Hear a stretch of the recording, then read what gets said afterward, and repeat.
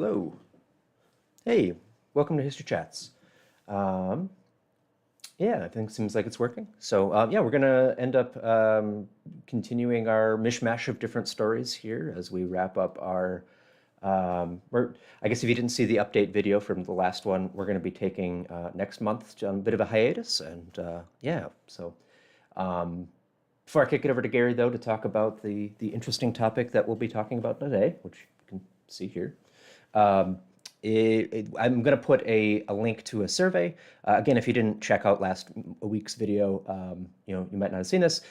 We just kind of want to take the opportunity to get some feedback about the programming and how people are engaging with it and all of that. So if you have some time, don't worry, don't need to do it right now, and I'll remind you at the end here. But just to let you know, there's a little survey that'll take a couple minutes, completely anonymous, all that sort of stuff. So just want to get that feedback.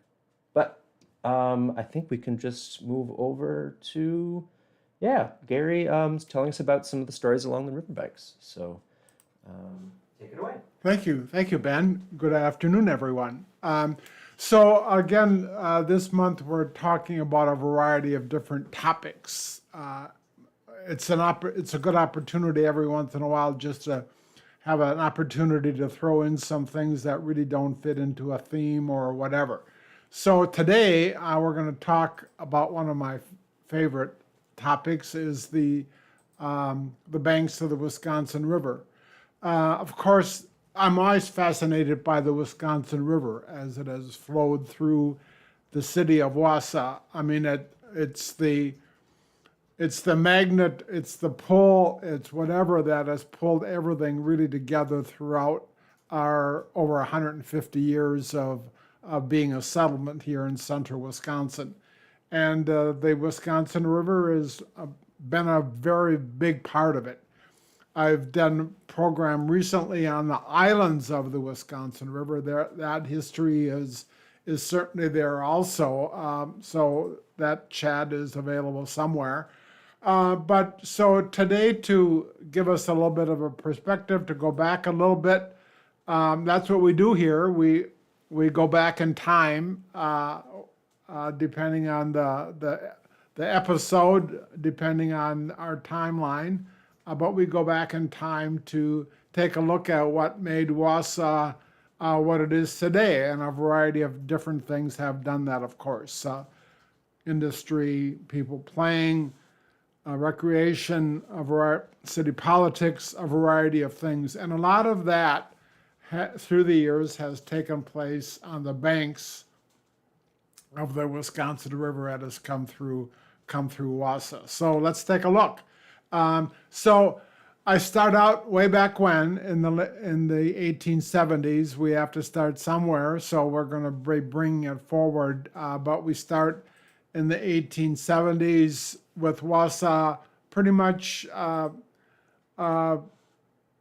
with a population, we do know, not a very large population. The population of the city is pretty much a little bit on the west side, but mostly concentrated in the center of the city, pretty much surrounded by the Wisconsin Valley Line Railroad as it was coming up from Point South. So this is where we start.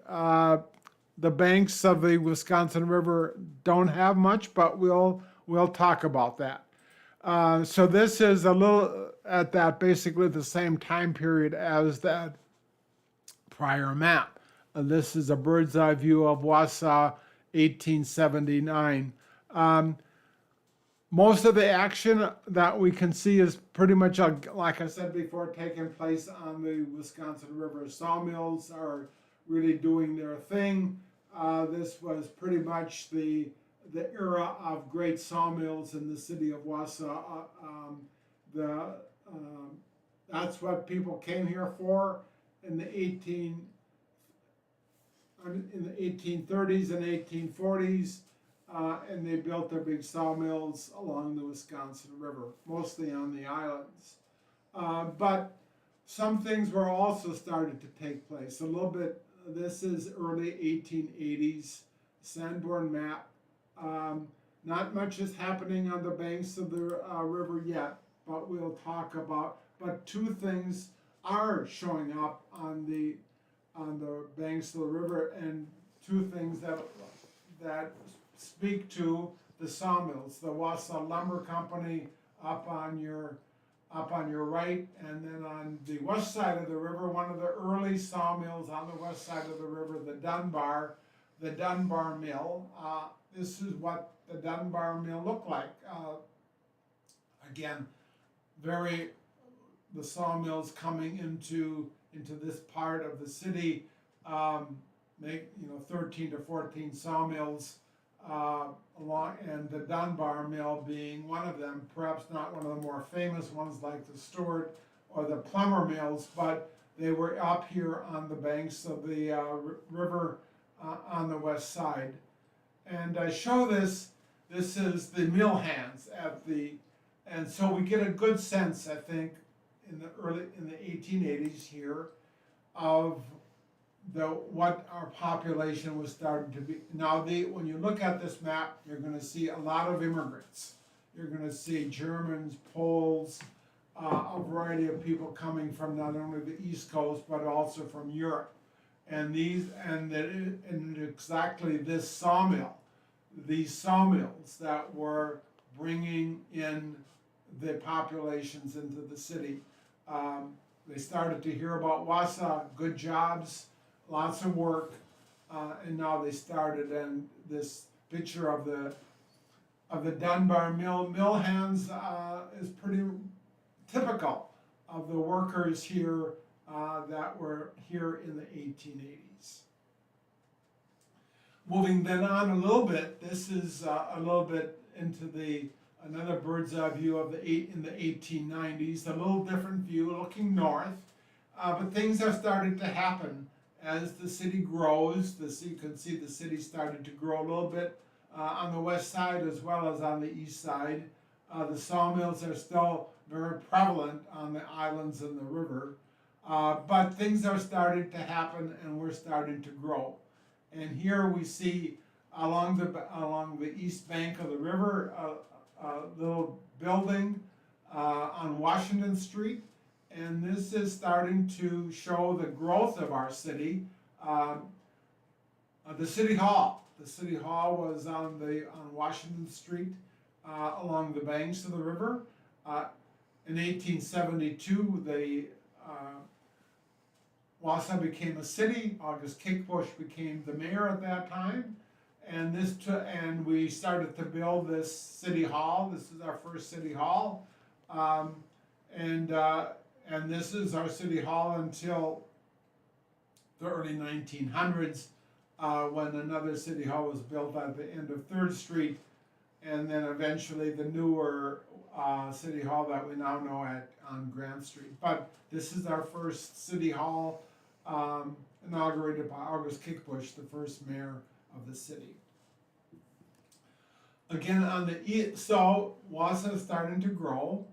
We still need city services like the city hall, and we also need water. So I can just go back a little bit. This is on the east side of the river, up on Bridge Street, a little north of the Bridge Street. Now we have the water treatment plant. So as the city grew, the need for water and other utilities within the city started to be demanded, and the city started to provide this. And this area north of Bridge Street was the water treatment plant site for many years until recently, until it was moved to the northwest side of the city. But an early city service coming here on the banks of the Wisconsin River. Moving a little bit later into our history, this is a map of around 1900. The city started to grow. You can see more development on the west side. But there was one of the things that I wanted to point out was this little building on Scott Street on the banks of the river, which was the Wausau cereal mills. We don't think too much of the cereal mills, the flour, the grain harvesting that had to be going on at this time. But the cereal mills on the banks of the river here on Scott Street was a big part of our history for many years. This is a shot looking on southeast from across the river and the bridge, and there would be the cereal mills there right at the end of the bridge. Of course, if you maybe recently, if you have been in Wausau for a while now, you may remember this building. That cereal mills building stayed here for quite a while until it was replaced. This would be now eventually the site of the Dudley Tower in downtown Wausau. And notice the memorial bridge, that really decorative bridge over the Wisconsin River came here after World War I. It was replaced, I believe, in the much later, but it was quite a decorative bridge across the river at that time. And we're going to just move a little bit more into the more modern era. This is a map a little bit later, well into the 1900s. So we're going to take a look around this map on the banks of the Wisconsin River, and a little bit south of Washington Street, south of where that city hall would have been, was now it was being called the vocational school. But let's take a little look back, because that was really the first home of Marathon Electric. Marathon Electric manufacturing plant started along the banks of the Wisconsin River, a little bit south of Washington Street. Of course, they were a big part of our manufacturing base in this city for a long time. They started here, and eventually they continued to build on. This is still there on River, what we now call River Drive. But eventually they would be moving to the northwest side of the city, up near Randolph Street, in that area on the northwest side. A strong presence in the city for, I think, close to a century of providing manufacturing jobs for a lot of people. And this is an early picture, but you can see that factory there certainly attracted people to build houses, and and Marathon Electric certainly saw the development of that part of the northwest part of the city of Wausau.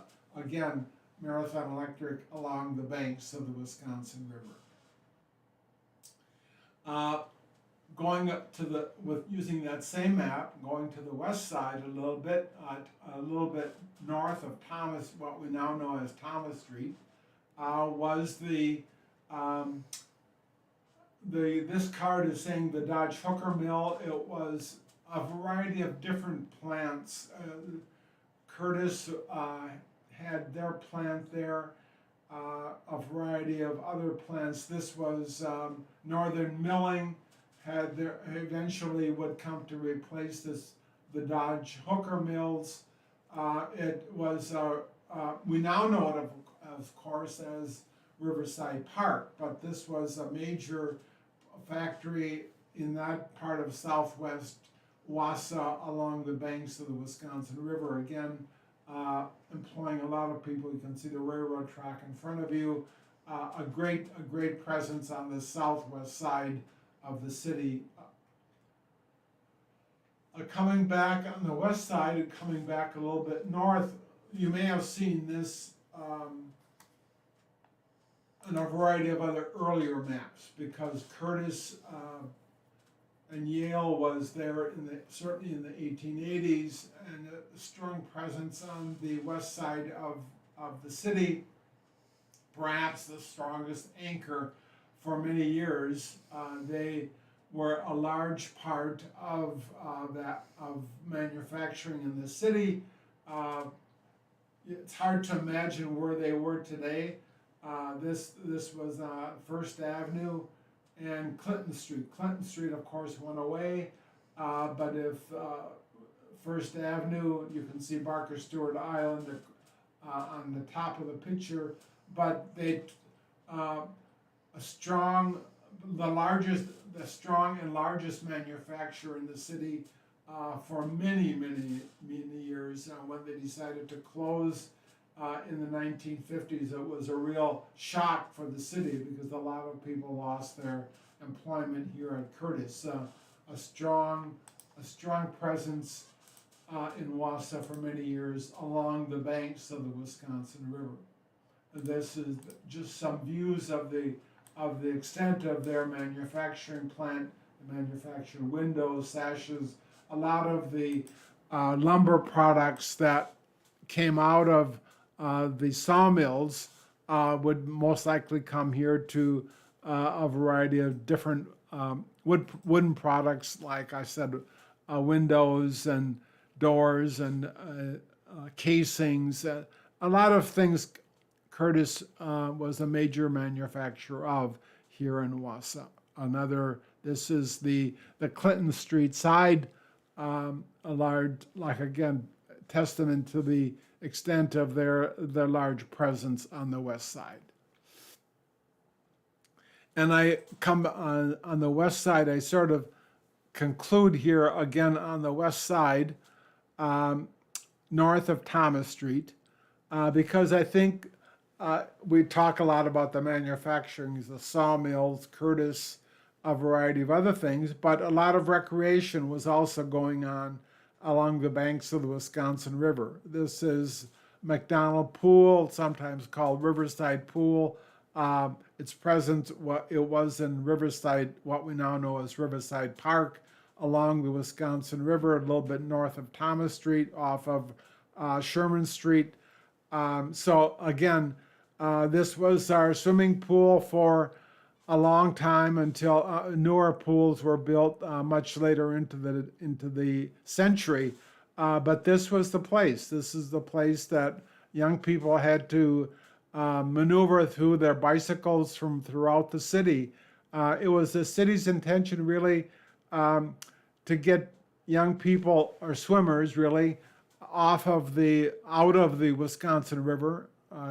We just were really we saw too many drownings of people in the Wisconsin River, and it was the city at that time deciding that let's have a swimming pool so that the young people can be safe in a pool of their own. So this was a little bit north of what we would have called the Hooker Mills at that time. But again, a large presence we now know as Riverside Park. So that's a quick little tour up and down the banks of the Wisconsin River.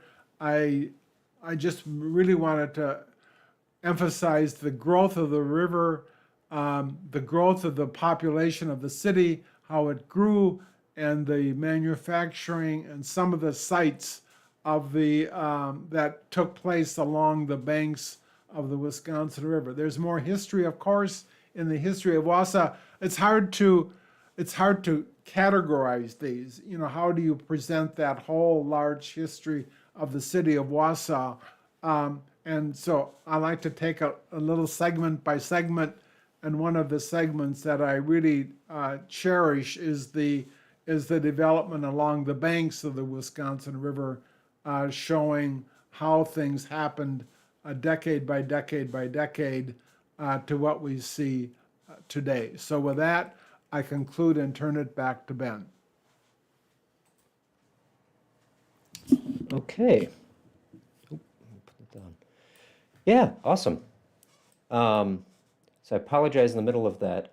One of the bits of feedback that we got at the last bit of survey was that, hey, I want to see the slides bigger. So last minute I decided to change my situation here, and it apparently defaulted to putting this microphone on, which I didn't realize until about 6-7 minutes into Gary's thing. So if we had some distant audio and you heard my clicking, that would be why. Sorry about that.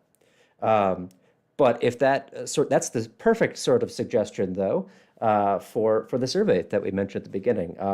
That sort of feedback. If you've ever been watching a program and went, you know, have they considered this or what have you, this is a chance to give us some feedback so that we can maybe tailor our programming and our format to be better suited for what you want to see. So again, I put comments at the videos there, and it'll be in the description if you want to take part. We'd appreciate that. Otherwise, I think we're good here today. Gary's going to be back next week to talk about some of the maybe lesser known ethnic enclaves, I guess is what we're kind of going with. These little groups of ethnic populations that settle in Marathon County, besides the just overwhelming Germanness of the county and other things there. So there'll be a little highlight of some of those, and that'll be coming up next week for the program next Thursday. So hope you join us for that. I'll try to make sure that the microphones are on the right one for that one next week. But yeah, in the meantime, thanks for joining us, and we will see you next time for some more History Chats.